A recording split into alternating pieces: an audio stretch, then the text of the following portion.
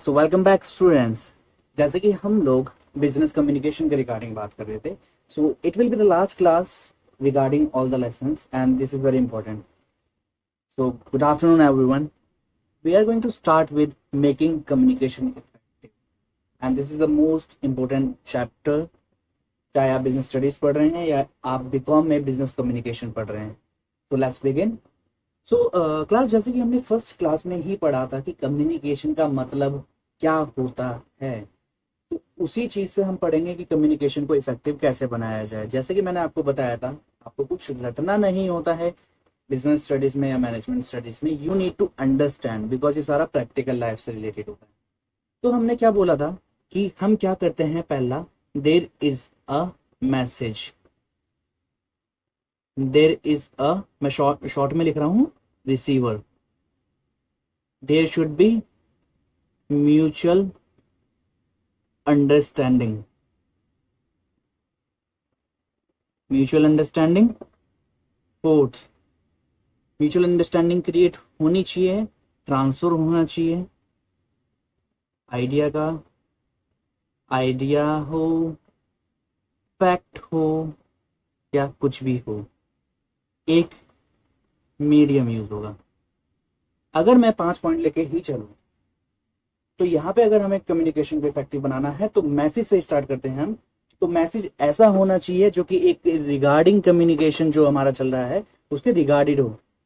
दूसरी बात, हमें रिसीवर को हमेशा ध्यान में रख के चलना चाहिए, क्योंकि हम मैसेज किसे ट्रांसफर कर रहे हैं, रिसीवर को। अगर रिसीवर को मैसेज नहीं समझ आया, इट मीन्स आपका कम्युनिकेशन खराब हुआ।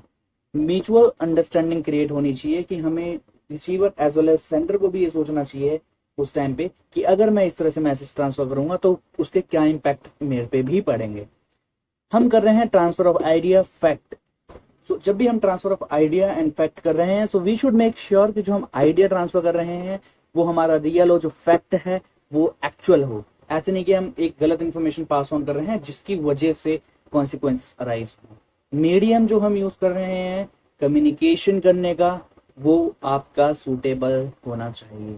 सो एज पर द सिचुएशन, मैंने 5 पॉइंट में लिया है, इसको डिस्क्राइब करा गया है कम्युनिकेशन के 7 C's में। अगर वो आप 7 C समझ जाते हो तो यू विल अंडरस्टैंड कि कम्युनिकेशन को बेटर कैसे बनाया जाए। So let's begin. तो क्लास, हमारे पास ये 7 C's हैं कम्युनिकेशन के, which is called 7 C's of good communication. 7 C's of good communication. तो जैसे कि हम अभी डिस्कस कर रहे थे उसी से रिलेटेड है ये, बट इसको हमने एक बुकिश लैंग्वेज में यहाँ पे डाला है एंड आपको जो एग्जाम में लिखना है इसी तरीके से लिखना है। And this is for your better understanding and for remembering कि ये क्या होते हैं। सो फर्स्ट पॉइंट हमारा आता है क्लैरिटी। क्लैरिटी वर्ड से ही क्लियर है एकदम। क्लैरिटी का मतलब है जो भी आप मैसेज भेज रहे हैं, it should be clear in your mind, it should be clear. अगर आप किसी को कुछ कह रहे हैं, आपको पता होना चाहिए कि आपका जो मैसेज है आपको क्लियर है, तभी आप पास ऑन करें। ऐसा नहीं होना चाहिए कि आप कम्युनिकेट करने जा रहे हैं किसी चीज के रिगार्डिंग में and you don't have the proper knowledge of that. Just suppose कि अगर मैं आया, क्लास में पढ़ाने आया और मैं आपको क्लास दे रहा हूँ, जस्ट सपोज पाइथागोरस थ्योरम की, and I don't know much about it. मैं आगे क्लास में एंड किसी ने क्वेश्चन पूछ लिया एंड मेरे को पता नहीं था, तो what will happen, there will be no clarity and एक डाउट क्रिएट हो जाएगा और वहां पे क्या कम्युनिकेशन बेटर होगा? नहीं। तो यहाँ पे क्लैरिटी ऑफ थॉट्स एटसेट्रा जो मैंने बात करी, आपको सारी चीजें आपको क्लियर होनी चाहिए। कंप्लीटनेस, आप जो मैसेज भेज रहे हैं वो कंप्लीट होना चाहिए। एक एग्जांपल अगर देता हूँ आपको रियल लाइफ का, तो जैसे क्या होता है, अगर कोई आपसे बोल दे यार वो तेरे बारे में ऐसा बोल रहा था, और फिर आपसे बोल दे चल ठीक है बाद में बताऊंगा, तो आपको क्या होगा कि आपके माइंड में सारे टाइम चलता रहेगा उसने क्या बोल दिया, और आप मेल को लेके अपने थॉट्स बना लेंगे कि वो क्या सोच रहा था।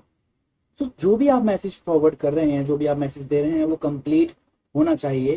That should be properly complete and एक रिसीवर को जो मैसेज मिले तो वो उसी वे में मिले जैसे मैं उसको देना चाहता हूँ। इसका एक एग्जांपल हम और सेट कर सकते हैं कि मैंने अगर मान लीजिए किसी को बोला कि मैं तुमसे 9 बजे मिलूंगा, क्या मेरा मैसेज कंप्लीट है? नहीं, क्योंकि अगर मैं कह रहा हूं आपसे कि मैं आपसे 9 बजे मिलूंगा, that can be AM and that can be PM। तो मैंने आपको बोला 9 बजे, लेकिन मैंने आपको ये नहीं बोला कि वो AM का होगा या PM का होगा। तो दैट कैन बी एनीथिंग। तो कंप्लीटनेस होनी चाहिए आपके कम्युनिकेशन में। कंसाइसनेस, कंसाइसनेस मीन्स आप ओनली रिलेटेड इन्फो यूज करेंगे आपके कम्युनिकेशन में। आप खाली related info and important info use करेंगे।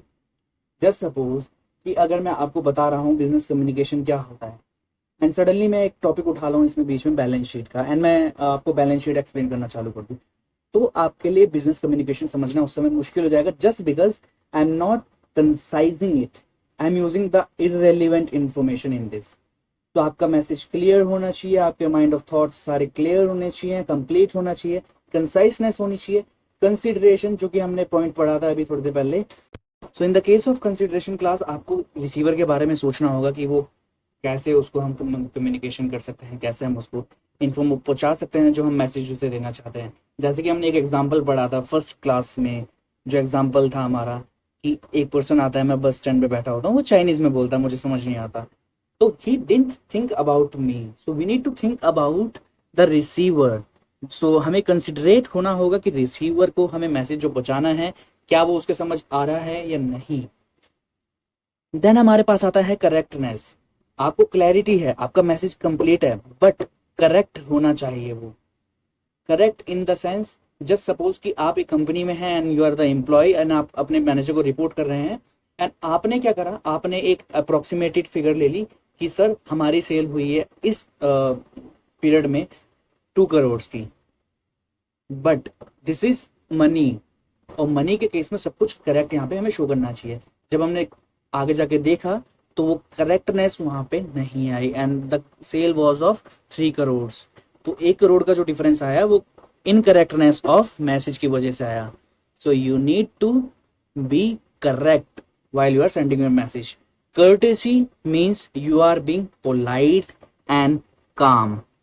You are being polite and calm when you are talking to somebody. ऐसा नहीं है कि आप उसको बात कर रहे हो ना आप उस पर चिल्ला रहे हो। You need to think about the receiver as well as you need to be calm, कि आप किस तरीके से उसको मैसेज फॉरवर्ड कर रहे हो, because communication is a 2 way process. अगर रिसीवर के बारे में हमने नहीं सोचा तो कम्युनिकेशन कभी भी आपका गुड कम्युनिकेशन नहीं हो सकता। So you need to think about the receiver, you need to be considerate, you need to be concise for it. उसके बाद कंसंट्रेशन की बात आती है, तो आप एक गुड कम्युनिकेशन तब तक नहीं कर सकते जब तक आपका कंसंट्रेशन उस कम्युनिकेशन पे नहीं है। तो इसका मैं एक एग्जांपल दूंगा आपको, and it is funny somewhere. तो क्या हुआ कि मैं व्हाट्सएप चला रहा था, एंड व्हाट्सएप पे मैं अपने दोस्तों से बात कर रहा था, and they were sending me some jokes.